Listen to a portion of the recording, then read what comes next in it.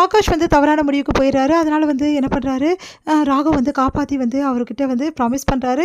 இந்த மாரி உன்னையும் அணுவையும் நான் சேர்த்து வைப்பேன்னு சொல்லிட்டு, உடனே வந்து நீ இந்த மாரி முடிவுக்கு போக்கூடாதுன்னு சொல்லிட்டு ராகவ் கிட்ட வந்து ஆகாஷ் வந்து சத்தியம் பண்றாரு.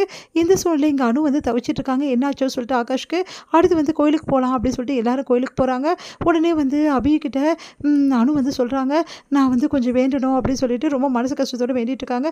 என்ன அக்கா ஒரு மாதிரி இருக்கா அப்படின்னு சொல்லிட்டு யோசிச்சுட்டு இருக்காங்க. இங்க வந்து என்ன பண்றாங்க, நம்ம வந்து ராகவ் வந்து அந்த கோயிலுக்கு வராரு. ராகவ பார்த்துட்டோன்னே வந்து இவர் எதுக்கு இங்கே வந்தார் அப்படின்னு சொல்லிட்டு டென்ஷன் ஆயிடுறாங்க. உடனே வந்து கொஞ்ச நேரம் நிற்கிறியா, உங்ககிட்ட கொஞ்சம் பேசணும் அப்படின்றாரு.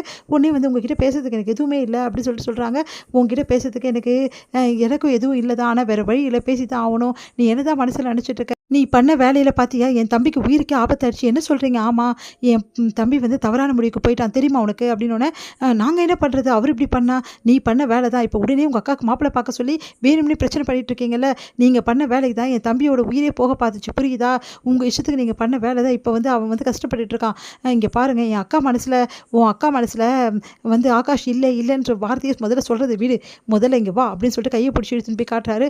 பாத்தியா அப்படின்னு சொல்லிட்டு அனு அழுதுட்டு இருக்காங்க. ஆகாஷ் வந்து ஏன் ஆகாஷ் இப்படி பண்ணுறீங்க அப்படின்னு சொல்லிட்டு அனு வந்து சொல்லிட்டு இருக்காங்க. நான் என்ன பண்ணுறதுன்னு தெரிலங்க, எனக்கு வந்து எந்த இதுவுமே கிடையாது, அதனால தான் வேறு வழி இல்லாமல் வந்து நான் இந்த மாதிரி பண்ணிட்டேங்க அப்படின்னு சொல்லிட்டு பேசிகிட்டு இருக்காரு. உன் அக்கா எப்படி அழுறா பார்த்தல ஆகாஷை பார்த்து, எதனால்?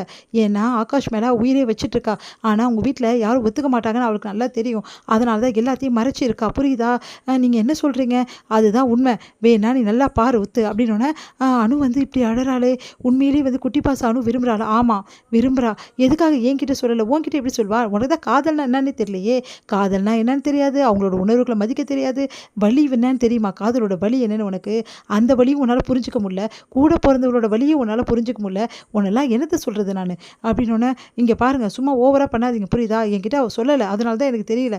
சொல்லலைன்னா நீயே புரிஞ்சுக்கணும், உனக்கு தான் தெரியாதே, உனக்கு தான் மற்றவங்களோட ஃபீலிங்ஸை மதிக்க தெரியாது, நீ எல்லாம் பயங்கரமாக பேச ஆரம்பிப்ப என்னை பற்றி இல்லை அப்படின்னு சொன்னோன்னே, இங்கே பாருங்கள் தேவையில்லை அதெல்லாம் பேசாதீங்க, அப்போ கூட இது நடக்கவே நடக்காது, எப்படி நடக்காது நீ சொல்லுவேன், நான் நடத்தி காட்டுவேன் புரியுதா, அணுவையும் ஆகாஷையும் சேர்த்து வைக்கிறேன்னு சொல்லிட்டு நான் வந்து ப்ராமிஸ் பண்ணியிருக்கேன் ஆகாஷ் கிட்ட, அதனால் நான் கண்டிப்பாக சேர்த்து வைப்பேன், நீ முதல்ல அந்த கல்யாணத்தை நிறுத்துற வழியை பாரு, அதெல்லாம் எங்கள் அப்பா அம்மா கிட்ட நான் பேச முடியாது, பேசி தான் ஆகணும், உன் அக்காவோட விரும்பின வாழ்க்கை கிடைக்கணுமா வேணாமா, உன் அக்காவுக்கு கிடைக்கணும், அப்போ நீ பேசி தான் ஆகணும்.